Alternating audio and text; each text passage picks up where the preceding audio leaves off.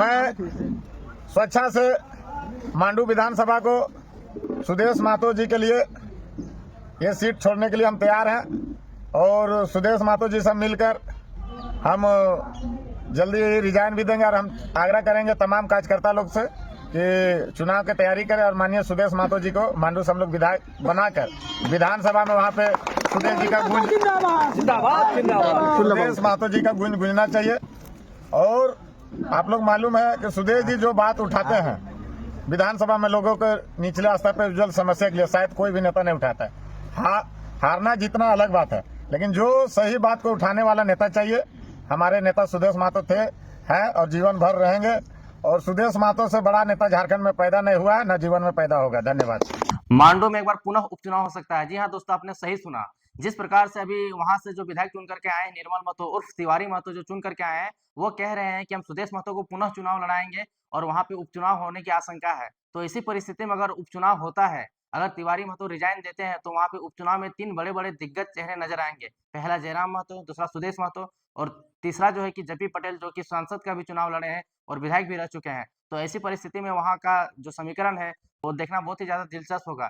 फिलहाल इस बार जो चुनाव हुआ, इस चुनाव में किसका कितना वोट आया, पहले इस आंकड़े पे हम लोग ध्यान देते हैं। 2024 का जो जनरल इलेक्शन हुआ, उस जनरल इलेक्शन में तिवारी महतो का कुल मिला करके 90,871 वोट आया था, जबकि जेपी पटेल जो सेकंड पोजीशन में थे, उनका वोट 90,640 वोट आया था, जो कि इंडियन नेशनल कांग्रेस पार्टी यानी कांग्रेस पार्टी से वो चुनाव लड़ रहे थे। जबकि थर्ड पोजीशन में जो बिहारी कुमार महतो जी हैं, वो थर्ड पोजीशन में थे, जो कि जेएलकेएम के प्रत्याशी थे। जयराम महतो समर्थित उम्मीदवार थे।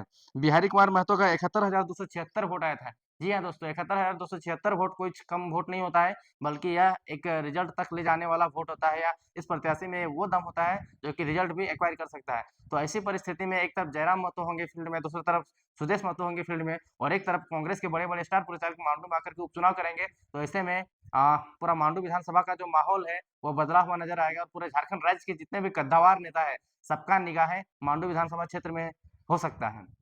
तो ऐसी परिस्थिति में आजसू भी चुनाव जीत सकती है और यहाँ तक कि जयराम महतो की पार्टी का भी चुनाव जीतने की आशंका या उम्मीद यहाँ पे दिख रही है, क्योंकि अगर निर्मल महतो अगर सीट छोड़ देते हैं और सुदेश महतो को लड़ा करके उपचुनाव करवाते हैं, तो ऐसी परिस्थिति में ऐसा हो सकता है।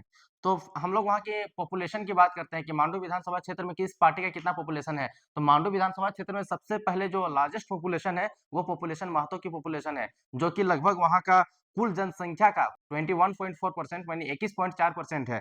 अगर मुस्लिम पॉपुलेशन की बात करें तो 15.5% है।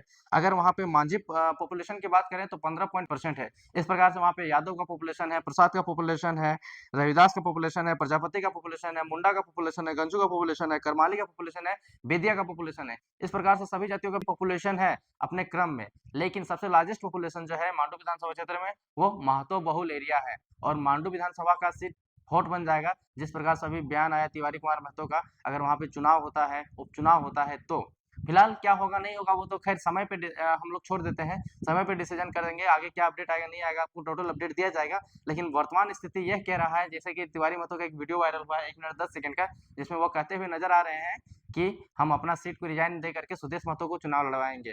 खैर ये तो समय का गर्भ में छिपा हुआ है, क्या होगा नहीं होगा। बाकी आगे के अपडेट के लिए आप चैनल को सब्सक्राइब करें और शेयर करें। बाकी वीडियो देखने के लिए धन्यवाद। जोहार।